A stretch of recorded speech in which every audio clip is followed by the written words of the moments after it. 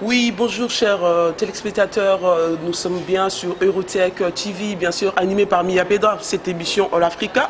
Aujourd'hui nous avons l'occasion de participer dans cette belle manifestation, je voulais dire, pour une présentation de livres. Chers téléspectateurs, ce n'est pas n'importe quel livre, c'est Joseph Tchatumba, République démocratique du Congo, Vital Kamerhe est recommandable. Un livre qui fait débat, un livre qui fait polémique, mais je vais vous laisser les soins déjà d'accueillir avec moi la personne qui n'est plus à présenter, le Bishop Tchatumba Joseph. Vous savez, l'Eurotech nous a toujours accompagnés. C'est un site, une télévision qui nous aide à arriver chez vous. Je salue M. Jean Mpoyi, qui en est l'initiateur, le PDG. Alors, merci puisque vous étiez là à la présentation de ces livres. Ces livres qui est écrit par votre humble serviteur. C'est ma façon de présenter un personnage de ma manière. Alors, le présenter au peuple congolais dans mes mots, avec mon style, puisque nous nous sommes dit que nous avons trop parlé sur des vidéos, nous avons trop expliqué surtout les choses aux gens, et on a toujours dit que les paroles s'envolent et les écrits restent. Voilà, aujourd'hui, nous nous sommes lancés dans cette aventure d'écriture pour permettre d'une autre façon, pas seulement parler, élever les gens quand ils sont déjà décédés, quand ils sont morts, parler de leurs vivants, les présenter à la population congolaise, les présenter au monde, pour dire que ces gens, ils sont bien, ils sont capables de nous aider en politique que nous avons embrassée. Les gens sont capables de nous aider à sortir le pays appelé Congo comme un éléphant à genoux. Voilà. Vital Kamerhe recommandable, c'est un ouvrage écrit par moi, alors coaché par mon frère Franck Kana, qui m'a aidé dans cette écriture. Aujourd'hui, c'était la présentation. Aussi, le livre est sur au FNAC, et en ligne, à Amazon, dans toutes les maisons d'édition. Tout à fait, mais en disant que les écritures, les paroles s'envolent, les écritures restent.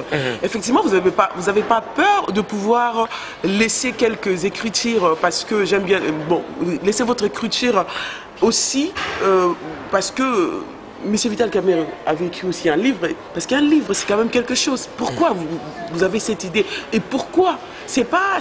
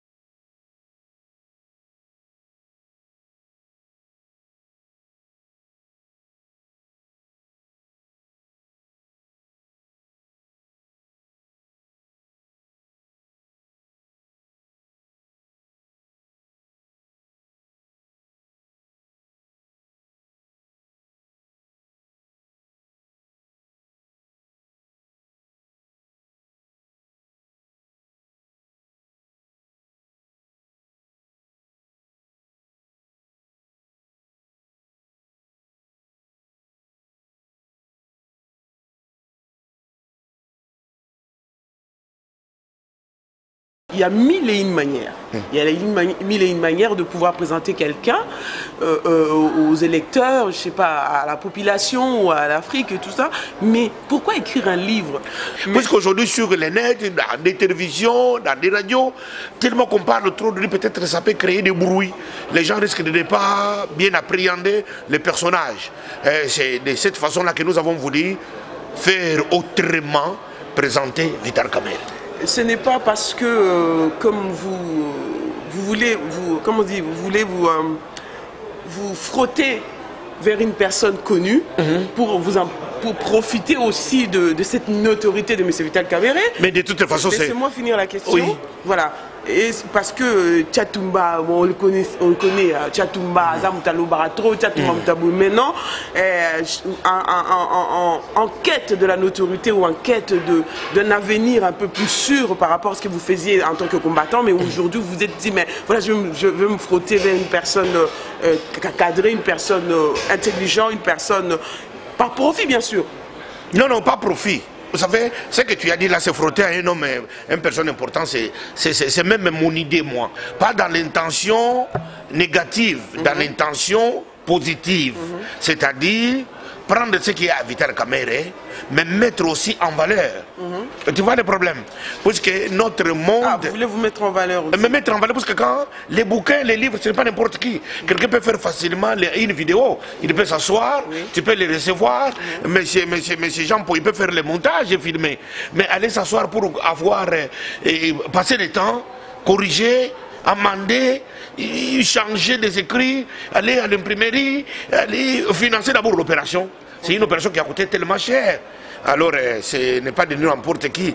Je ne l'ai pas fait dans une intention négative, je l'ai fait dans une intention positive. Nous nous sommes dit que pourquoi pas ne pas expliquer les Congolais d'une autre façon. Puisque ce livre me permettra d'aller à l'université faire une conférence, me permettra d'aller dans un cercle intellectuel. Vous, on va dire, chers téléspectateurs, monsieur Joseph Tchatumba, je vais juste simplement dire, c'est une comment ça s'appelle, c'est une sortie. Une sortie, pourquoi? Parce que là, qu'est-ce que vous voulez dire dans la phrase qui veut dire, il s'agit d'abord de la guerre, de la guerre et de l'entrée de l'AFDL. Qu'est-ce que vous voulez dire par là? Et non, ça c'est expliquer que notre chaos a eu une préfiguration. Les entrées des différentes armées étrangères sur le sol congolais qui a causé tout ce que nous déplorons aujourd'hui. Parce que la meilleure façon aujourd'hui de conquérir un pouvoir, c'est par la voie des urnes, c'est par la voie démocratique. Toutes les personnes qui ont pris le pouvoir par les armes, nous voyons comment ça finit. C'est la raison pour laquelle nous voulons éviter aux futures générations de ne pas vouloir se référer aux armes pour conquérir un pouvoir. Vous avez dit que je rejoins la lutte pour la libération de la RDC. Là, vous insinuez quoi? Vous insinuez lorsque vous étiez combattant, c'est ce que vous appelez rejoindre voilà. la lutte? Parce que quand il y a eu les différentes élections au pays et les résultats des élections ont été truqués, tronqués, alors nous avons vu beaucoup de morts au Congo, 2006 et 2011. Nous nous sommes dit que, est-ce que dans ce pays, il n'y a pas des hommes? Voilà ce qui m'a révolté. Alors nous avons vu la démocratie être confisquée comme ça, par les armes, par la force d'argent. Alors je me suis dit que non, même sans argent, mais avec les idées, nous pouvons faire quelque chose pour les Congolais. Voilà ce qui nous a révoltés. Nous nous sommes relevés comme un seul homme pour commencer à combattre et réclamer la démocratie. Tout à fait. Réclamer la démocratie, mais avec quelle personnalité? Parce que là, vous évoquez le mot. Quel est véritablement M. Vital Kamerhe? Qui est Vital Kamerhe? Vital Kamerhe, c'est... Sans sentiment, sans émotion et tout. C'est un Congolais... comme moi, comme toi, mais qui a une ambition. Qui a une ambition. Personnelle ou générale? Non, qui a une ambition sur le pays Congo. Qui, comme intellectuel, il apporte son expertise au Congo.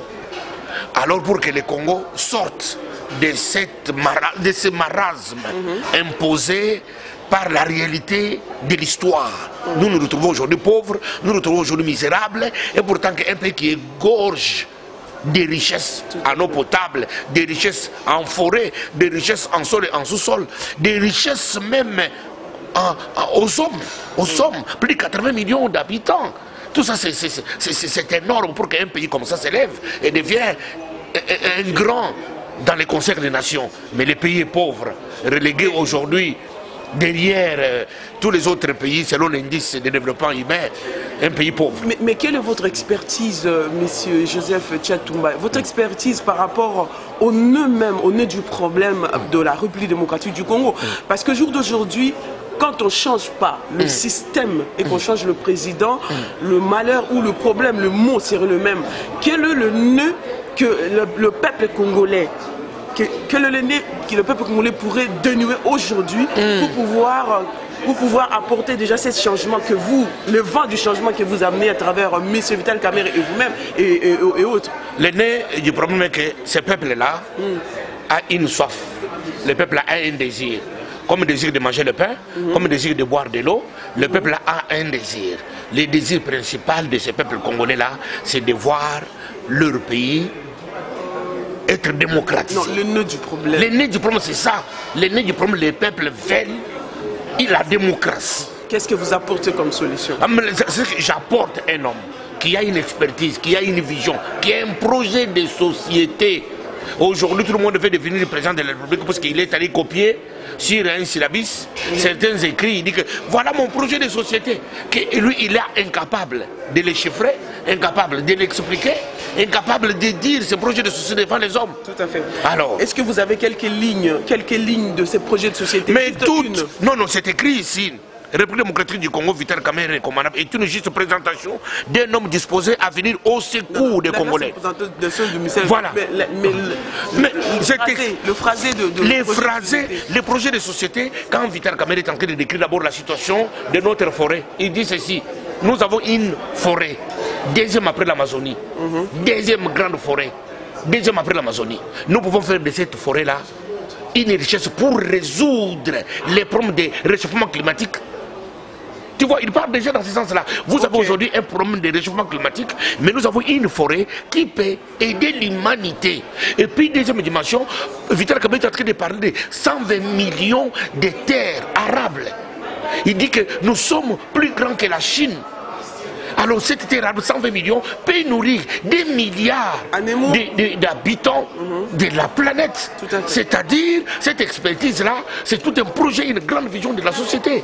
Vital Kamerhe est en train de dire, nous avons aujourd'hui notre fleuve à une eau douce qui se déverse 1 milliard de mètres d'eau cube dans l'océan Atlantique, qui n'a pas même l'eau, qui n'a pas l'eau douce, l'océan qui a l'eau salée. Et pourtant cette eau qui est gaspillée peut être canalisée pour alimenter plus de 7 ou 6 pays d'Afrique subsaharienne. Monsieur Joseph, oui. Tout ce que vous dites est bien beau à écouter, mais vous savez que le peuple, avant un changement, il faut que le peuple arrive à s'approprier de l'histoire, à s'approprier déjà du savoir, du savoir de ce qu'eux ils possèdent. Mais si les peuples ne savent même pas qu'il y a telle chose, il y a telle richesse, je pense que vous ne pensez pas que monsieur, votre combat serait d'abord de conscientiser le peuple par rapport au bien. Mais c'est ce que nous sommes en train de faire. Pourquoi nous avons écrit ces bouquins? Ces bouquins, c'est un fil conducteur recommandé à tous les peuples congolais, aux Africains qui aiment l'Afrique, parce que Vital Kamerhe n'est pas seulement un nom pour le Congo, il est un nom pour toute l'Afrique, de se procurer ces petits livres. Nous avons résumé en 12 points cardinaux la vision. En deux phrases. Mais c'est ça. Pour le public. Pour le public, pour un Congo fort, prospère, nous avons besoin d'un leader visionnaire et responsable à la personne de Vital Kamerhe. Là, vous présentez un homme, mais qu'est-ce que vous recommandez au peuple congolais avant? Parce que Vital Kamerhe, c'est une idéologie, c'est un projet. Mais ce projet-là peut être exécutif seulement si le peuple rentre en connaissance de quoi ils ont. Mais qu'est-ce que vous demandez au peuple congolais? Ce que nous demandons au peuple congolais à faire, c'est d'avoir le temps d'écouter Vital Kamerhe pour expliquer nuit et jour la vision et le projet qu'il a pour ce même peuple-là. Puisque le peuple aujourd'hui, avec sa faim, n'a pas le temps d'écouter. Mais nous demandons au peuple congolais d'ouvrir les oreilles partout où le peuple congolais se trouve, dans n'importe quel coin du monde, de vous écouter cet homme recommandable. Je les recommande, je ne les impose pas, je les recommande un homme appelé Vital Kamerhe. D'accord. Est-ce que, en recommandant M. Vital Kamerhe, vous pensez que tout le monde serait d'accord avec vous? Parce que là, je parle de... Non, c'est la démocratie. C'est la démocratie. C'est la démocratie. Un mot pour ceux qui sont encore un peu... C'est de nous rejoindre, de rejoindre l'équipe, parce que nous sommes dans une équipe gagnante. Donc nous sommes des champions. C'est gagné d'avance. Nous sommes, non pas seulement gagné d'avance, comme Vital Kamerhe a toujours dit, nous, le Congo, ce n'est pas un pays des hommes providentiels. Ah, il n'y a pas un homme providentiel pour dire que c'est lui, sans lui, rien ne marchera. Non, Kamerhe n'a jamais parlé de cette façon-là. Kamerhe, c'est un pacificateur, un rassemblé qui a besoin que de la contribution de tout Congolais, de tous les horizons, de se mettre ensemble autour d'un projet pour développer le Congo. La contribution de chaque fils et fille de la République démocratique du Congo, chers téléspectateurs, est de taille. Tout le monde est appelé à pouvoir ramener sa pierre à l'édifice. Comme je le dis toujours, la mienne, je la porte pour à fortifier cet édifice qui est de la reconstruction de la République démocratique du Congo. Mais je voulais toucher quelques points, 2 points s'il vous plaît. Par rapport à ce qui se passe, je parle là de M. Moïse Katumbi, je parle là de Félix Tshisekedi, je parle là de M. Vital Kamerhe qu'on a vu en petite vidéo sur le média, sur les réseaux sociaux, qui dit « Passinayo, Passinangaï ». Mais c'est quoi cette...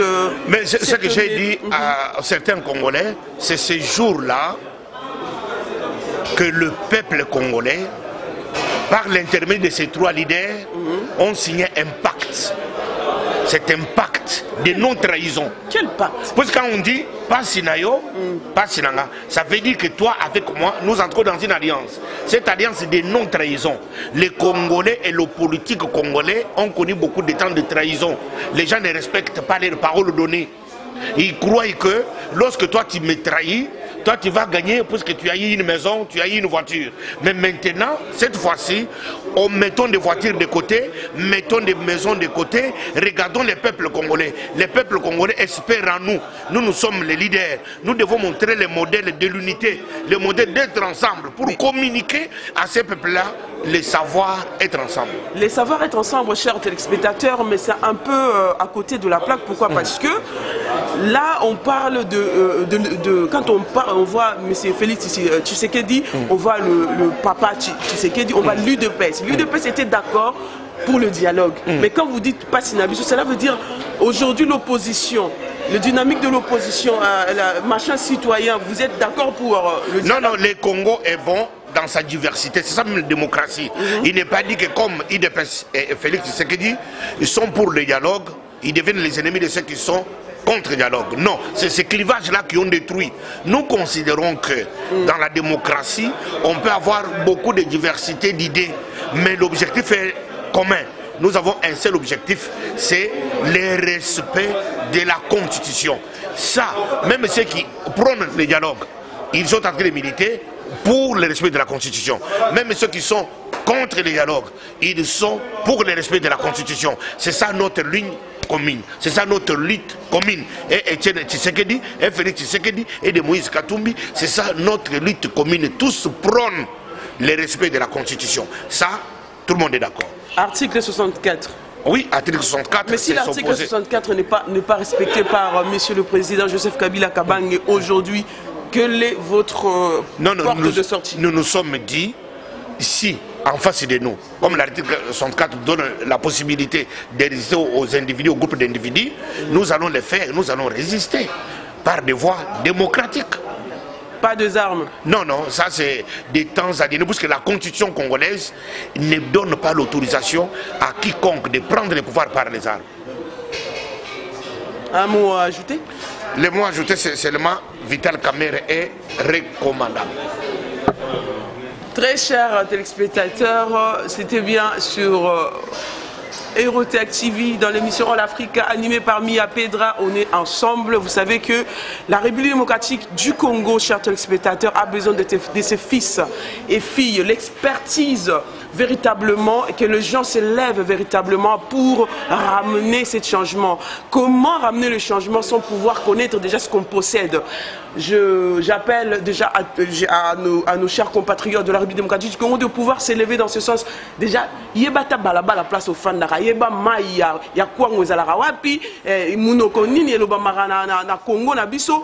De là, quand vent mususu ya sikekoya, on peut espérer un changement parce que croyez-moi, chers téléspectateurs, que le changement ne vient pas parce qu'on change un président, mais le changement vient quand on est déterminé à pouvoir ramener un changement. C'était bien sûr à l'Africa avec Erotech, bien sûr. Ciao.